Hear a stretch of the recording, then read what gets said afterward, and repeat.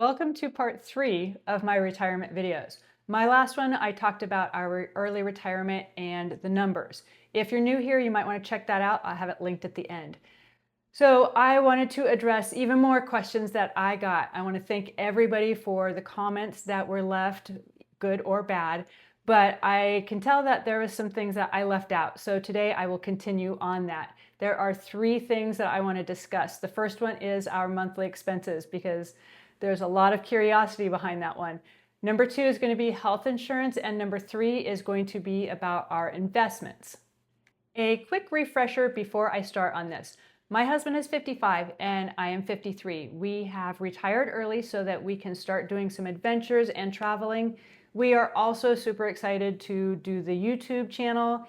We have had a lot of fun connecting with people and sharing our journey and hopefully inspiring others to build their own version of their freedom and early retirement. We also just have the 2 of us. We do have 2 kids, but they are adults. So all the numbers, all the information I am giving you is just for 2 people. The first area we are going to cover today is our monthly expenses. So there was some confusion on our monthly budget. I just want to mention that this is what it costs us each month as far as our bills. It's not our budget. We're not limiting ourselves to just this amount of money, but it just happens to be what we spend on a regular monthly basis. Does not include any extra things that we might buy every once in a while or travel. So here's what it actually costs us each month to live. Our fixed costs are $1,051 per month. This is going to include our property taxes, which is $258, and our home insurance, which is $250. We do live in an older home. I believe our house is about 100 years old, and it's not a very big house. So those 2 items are in the medium range. I know people who pay a lot more for property taxes in town here, but their house is in a brand new development, and so their cost is a lot higher than ours. Next is car insurance. We pay $32 a month for car insurance. That is because our car is 11 years old and we just have 1 car. I choose to ride a bike for commuting. It's something I really enjoy. We have had 2 cars in the past when our kids were teenagers, and it was kind of nice to have it occasionally, but it didn't get used by myself very often. So when they grew up and moved out, that car left with them. I was totally fine with that. And then our utilities is $150. Trash service is going to be $42 or $24, sorry. Internet is $82, and our TV subscriptions was higher last week, but we got rid of a couple of them. So it is down to $45 now. And 2 cell phones is $110. And the fuel for our car is roughly $100. That will probably change because that was based off of my husband commuting back and forth to work. Next is the variable costs, which I'm putting around $950 a month.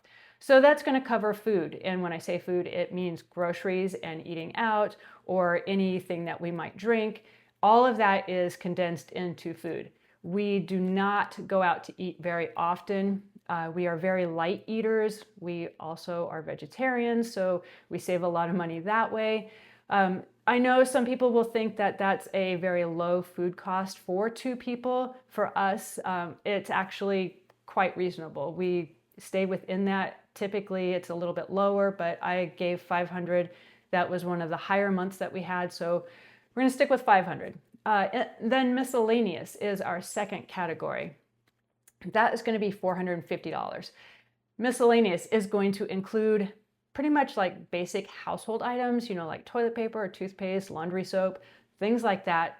Plus, if we buy something a little extra, like earlier this month, I bought a new pair of cycling shoes.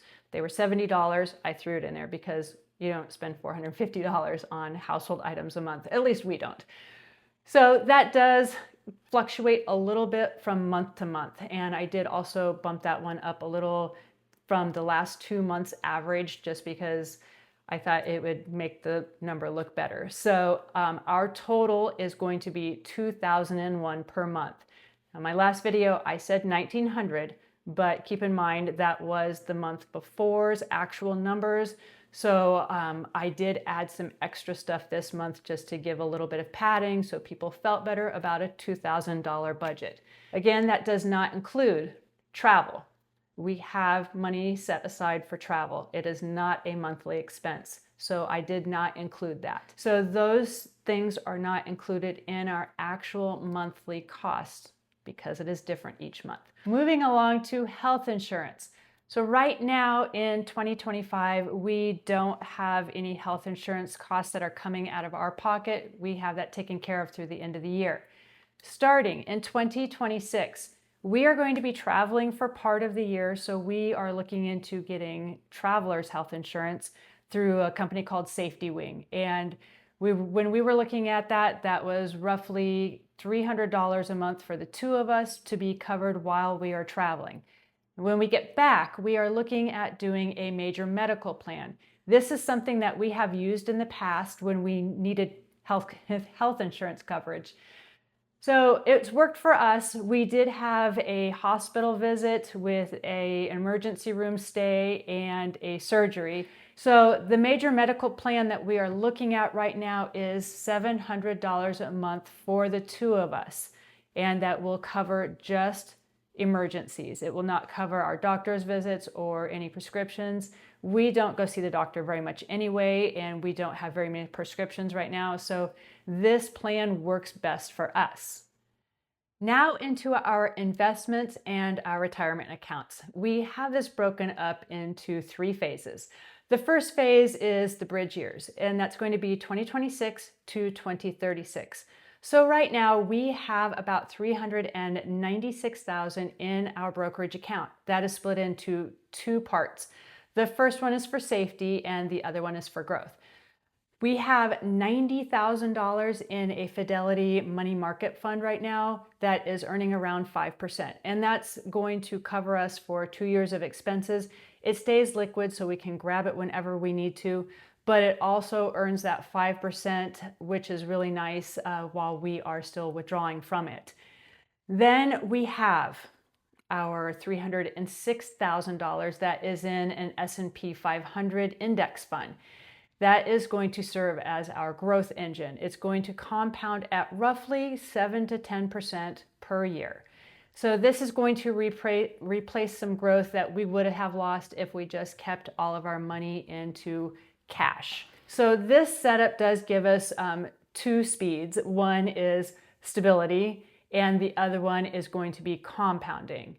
And by doing this, we have allowed that our brokerage account could last us roughly 10 years or longer instead of 8 if we would have just left all of that money in cash. That extra time will allow our retirement accounts another decade to grow before we even touch it.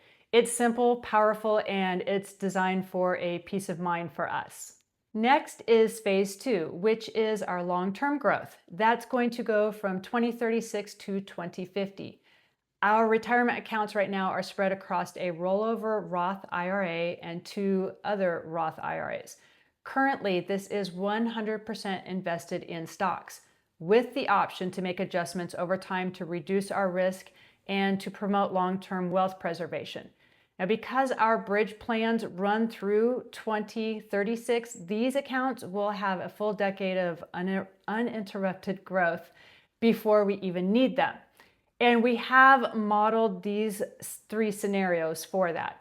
So the first one is a 5%, which is very conservative growth. Then we also have a 7% realistic growth and a 9% optimistic growth.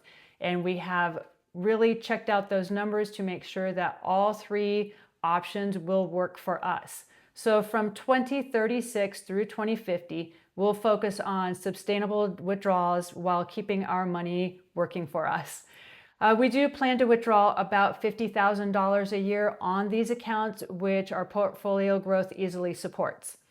And that is 5%, we are secure, and at the 7%, we gain flexibility, and 9%, we just grow our wealth even more. So this plan is all about balance, letting growth and freedom work together for us. The last part is phase 3, which is our Social Security and retirement security. Now, by our late 60s, we will start getting our Social Security. We could take it early, but right now we have chosen to wait until the age of 67. It's been our choice and it works in our timeline. It could change later. And we are estimating that we will be getting $40,000 a year if we wait till 67, and that is combined, which would cover most of our basic needs and reduce how much money we are going to be withdrawing from our investments. And by then, our portfolio should still be growing even as we have made small lifestyle changes and withdrawals. Now, health insurance will always be a variable, but our extended bridge phase gives us flexibility and confidence that that will be covered. This plan of early retirement did not happen overnight. It's the result of teamwork and discipline and decades of focus. It was not easy and it was not about luck. We made intentional choices every step of the way, and those choices created our freedom. I know our plan is not perfect, but it is flexible, simple, and strong, and it is going to work for us. As always, if you have any questions or comments, please leave it in the comment section below. Like and subscribe, and I'll see you in the next video.